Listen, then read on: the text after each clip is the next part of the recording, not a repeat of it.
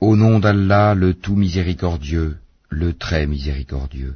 Dis, il m'a été révélé qu'un groupe de djinns prêtèrent l'oreille, puis dirent, nous avons certes entendu une lecture, le Coran, merveilleuse, qui guide vers la droiture. Nous y avons cru, et nous n'associerons jamais personne à notre Seigneur. En vérité, notre Seigneur, que sa grandeur soit exaltée, ne s'est donné ni compagne ni enfant. Notre insensé, Iblis, disait des extravagances contre Allah, et nous pensions que ni les humains ni les djinns ne sauraient jamais proférer de mensonges contre Allah. Or, il y avait parmi les humains des mâles qui cherchaient protection auprès des mâles parmi les djinns, mais cela ne fit qu'accroître leur détresse. Et ils avaient pensé, comme vous avez pensé, qu'Allah ne ressusciterait jamais personne. Nous avions frôlé le ciel et nous l'avions trouvé plein d'une forte garde et de bolides. Nous y prenions place pour écouter, mais quiconque prête l'oreille maintenant trouve contre lui un bolide aux aguets.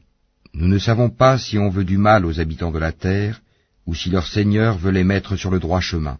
Il y a parmi nous des vertueux, et d'autres qui le sont moins. Nous étions divisés en différentes sectes. Nous pensions bien que nous ne saurions jamais réduire Allah à l'impuissance sur la terre, et que nous ne saurions jamais le réduire à l'impuissance en nous enfuyant. Et lorsque nous avons entendu le guide, le Coran, nous y avons cru, et quiconque croit en son Seigneur ne craint alors ni diminution de récompense, ni oppression. Il y a parmi nous les musulmans, et il y en a les injustes qui ont dévié. Et ceux qui se sont convertis à l'islam sont ceux qui ont cherché la droiture. Et quant aux injustes, ils formeront le combustible de l'enfer.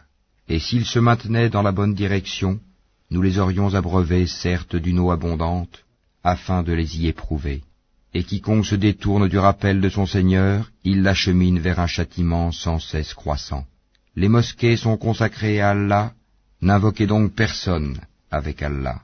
Et quand le serviteur d'Allah s'est mis debout pour l'invoquer, ils faillirent se ruer en masse sur lui. Dis, je n'invoque que mon Seigneur et ne lui associe personne.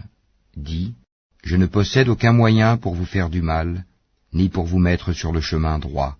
Dis, vraiment personne ne saura me protéger contre Allah, et jamais je ne trouverai de refuge en dehors de lui.